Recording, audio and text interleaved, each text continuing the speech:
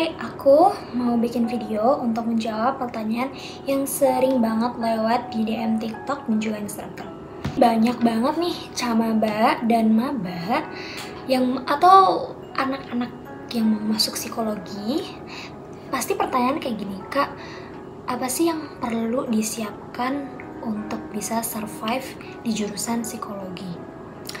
Anak psikologi ini banyak yang stres, burnout dan segala macam. Tapi di sini aku mau bahas tentang bagaimana aku bisa survive di jurusan psikologi dan juga apa aja sih tantangannya di jurusan ini. Sebelum kita bahas tipsnya biar bisa survive di jurusan psikologi, aku mau bahas tentang tantangan apa aja sih yang sebenarnya dialamin anak psikologi.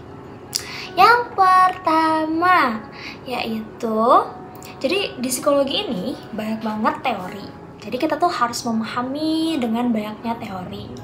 Kemudian selain banyaknya teori, jadi kita juga harus bisa banyak-banyak baca jurnal. Iya, bener banget. Kita mau tahu apa aja tentang dunia psikologi, gimana kita nggak baca jurnal? Itu kayak sesuatu hal yang kita nggak bisa pungkiri. Karena memang wawasan yang luas akan membuat kita jadi terbuka dengan banyak hal, dan kita akan makin penasaran, oh ternyata kayak gini nih jurusan psikologi gitu kan.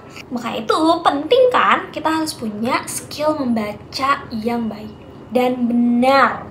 Yang kedua, tantangan yang kedua yaitu banyaknya praktikum dan laporan. Aduh ya ampun, ini jangan dibahas lagi deh, ini pasti anak psikologi approve gitu loh. Karena dalam ilmu psikologi itu praktikum alat tes itu banyak sekali, banyak jenisnya, dan juga banyak macamnya. Oke. Dan menulis laporannya itu juga gitu loh, jadi PR terbesar gitu kan. Salah satu PR terbesar ketika anak psikologi disuruh nulis laporan adalah laporan verbatim. Setuju banget. Aduh, gimana enggak ya kan? Jadi selain dituntut untuk fokus, harus dituntut untuk mendengarkan. Jadi mendengarkan secara fokus. Tantangan yang ketiga apa? Observasi dan wawancara. Yes, kenapa ini menjadi sebuah tantangan, Kak? Iya, karena ketika kita mau menggali suatu informasi atau kita mau menggali suatu data, kita membutuhkan observasi dan wawancara. Verbatim itu tercipta dari observasi dan wawancara yang dilakukan oleh anak psikologi gitu loh. Kalau kita nggak punya skill komunikasi, gimana kita bisa menggali data yang valid? Gimana? Yang terakhir, dan ini sering banget ditanyain, tapi konotasinya adalah matematika. Jadi di psikologi itu ada matematikanya nggak sih, Kak? Gitu. Apa coba tantangan yang keempat?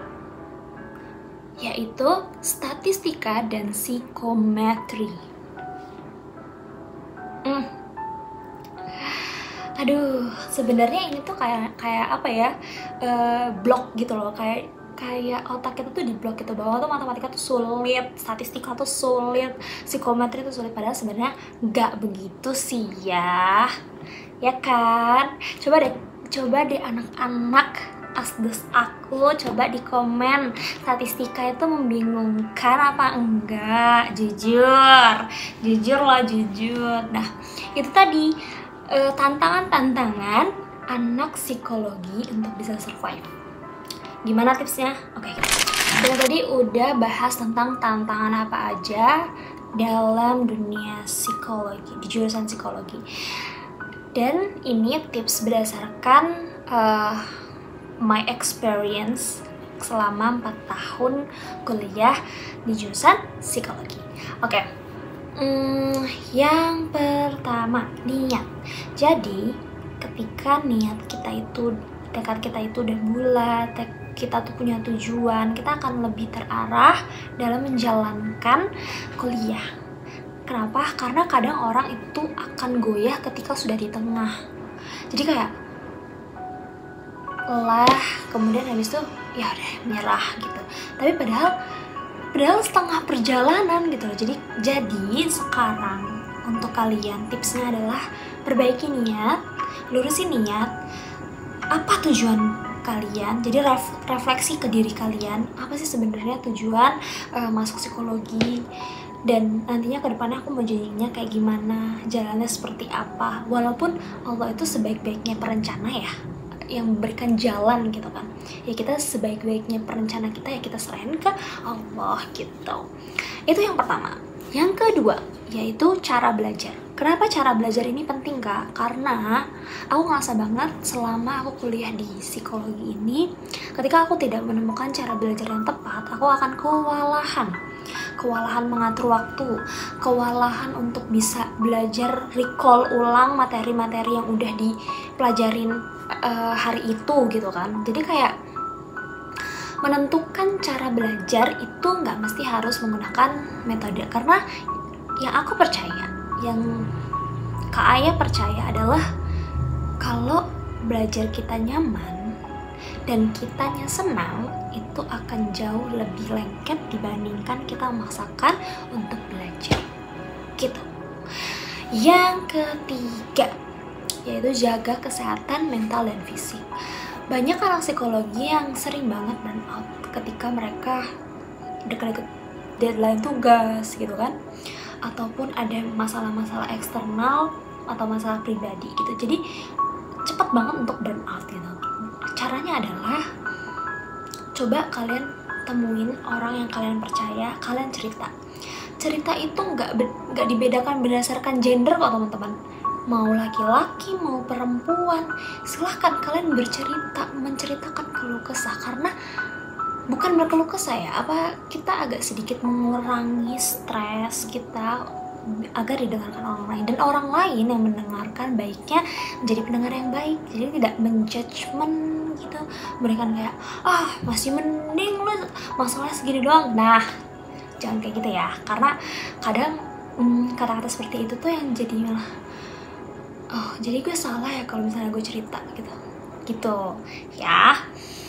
Dan selain menjaga mental dan menjaga fisik, ketika kita memang merasa fisik kita kok kayaknya aku lelah banget ya, gampang banget capek, gampang banget pegel-pegel, apa mungkin benar-benar kelelahan, oke, sadari bahwa diri kita itu tuh lemah.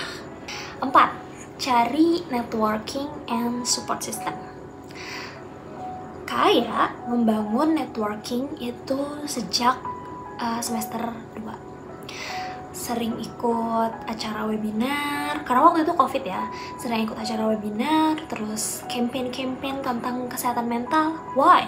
Karena dulu yang menjadi tujuan Kaya adalah bisa menjangkau banyak lulusan psikologi gitu dari berbagai daerah, kenal dari berbagai daerah. Dan karena event online itu jadi kayak punya teman online gitu loh. Jadi kayak ada yang dari Jogja, ada yang dari Jawa Timur, ada yang dari Jakarta, dan masih banyak lagi.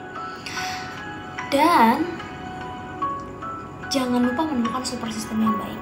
Artinya kita selama perkuliahan kita tuh butuh lah teman yang merangkul. Bukan cuma merangkul ketika senangnya aja, tapi juga merangkul ketika kita sedih. Jadi bisa jadi sumber kekuatan ketika kita lagi down gitu. Oke, pesan Kak Aya buat camaba ataupun maba ataupun anak yang mau masuk psikologi ataupun yang sekarang lagi menjalani kuliah psikologi. Kalau kamu bisa bertahan, kamu tuh sebenarnya bukan cuma survive, tapi kamu juga bisa berkembang pesat di jurusan psikologi itu. Percaya deh, kalau kita bisa survive, kita juga bisa berkembang di dalamnya. Oke? So, kalau mau ada berbagi pengalaman, bisa ditulis di kolom komen ya. Bye-bye!